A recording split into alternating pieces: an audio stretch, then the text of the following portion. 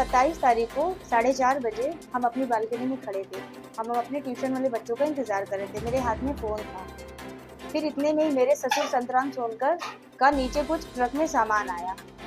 हम अपना फ़ोन लेके बच्चों का इंतज़ार कर रहे थे और हम कुछ समझ पाते और हम अपना फ़ोन देख रहे थे, इंतज़ार कर रहे थे, कुछ समझ पाते इतने में हमारे जो ससुर हैं संतराम सोनकर, वो आवाज़ देके कि ये हरामजादी वीडियो बना रही है, पकड़ पकड़, आज ये बचाना चाहिए। इतना उनके मुँह से हम सुने कि हमारा जो देवर है जानू वो ऊपर आ गया और हमको तुरंत ही पकड़ लिया। पापा भी आ गए और दोनों लोग हमको मारने पीटने लगे और इतनी बुरी तरीके से उसी बालकनी पे मारे। जितना मार सकते थे, दोनों हाथ से और पैर से, मतलब शरीर का मेरा कोई भी अंग नहीं छूटा, उन लोग इतना मारे मुझे। और उसके बाद तुरंत ही मेरा मोबाइल छीने और मोबाइल छीनने के बाद मुझको बाल से पूरे बालकनी में घुमा दिया। पूरा मोहल्ला देख रहा था और किस बीच ये मेरे घर के अंदर जाके मेरा पूरा डीवीआर उठा ले गए। मैं उतना भी होश में नहीं थी। मुझे इतनी बुरी तरीके मारा कि मैं बिल्कुल होश खो बैठी। अब उनका ये है कि मैं तुमको ब्याह करके लेके आया हूँ और मैं तुमको लेके आया हूँ, तुमको मेरे साथ रहना होगा। इस चीज़ का पूरा दबाव बनाते थे। इसका मैंने विरोध किया तो ये चीज़ें बढ़ गई और जो देवर है अविनाश, उसको भी पीछे लगा दिया कि इसको मोलेस्ट करो। ससुर हमारे, इसमें हमारा देवर जानू, घर की जितनी भी महिला हैं वो दबाव बनाती हैं कि पापा जी का पूरा घर है, वो किसी भी कमरे में जा सकते हैं।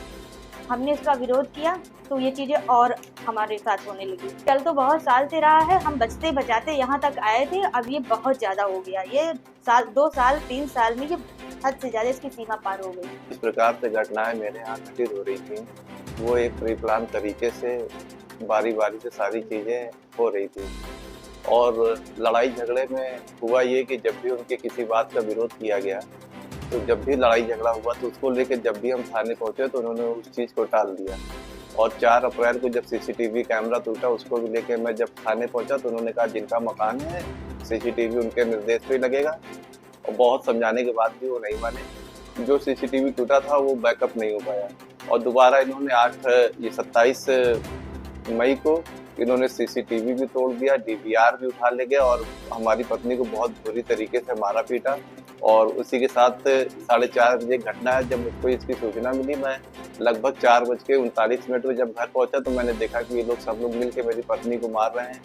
तुरंत मैं अंदर कमरे में गया तो देखा इन्होंने डीवीआर उखाड़ लिया।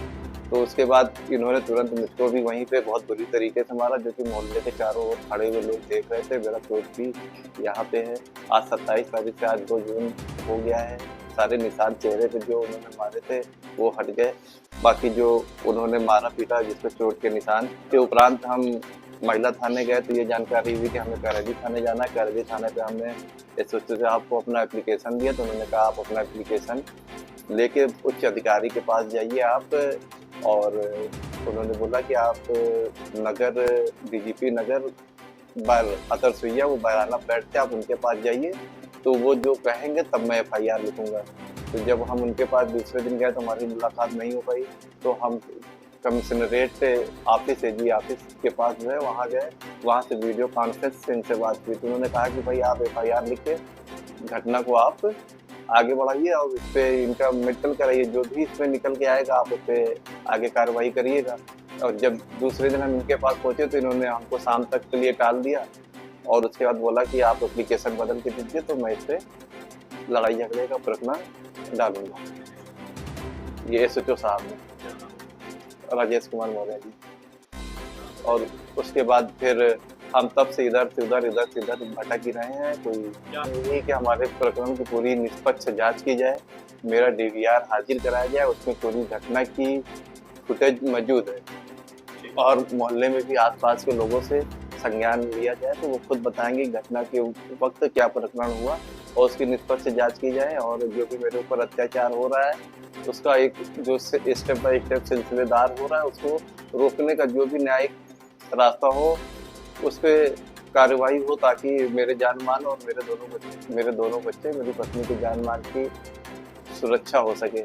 आगे मुझे इस बात की भी शंका है कि वो किसी भी दिन हमारे ऊपर जानलेवा हमला भी कर सकते हैं, क्योंकि जो घटना उन्होंने उस दिन 27 मई को किया था वो एक हद से ज़्यादा, हद से ऊपर उग्रता की घटना थी, मानवता के लिए संसार वाली घटना।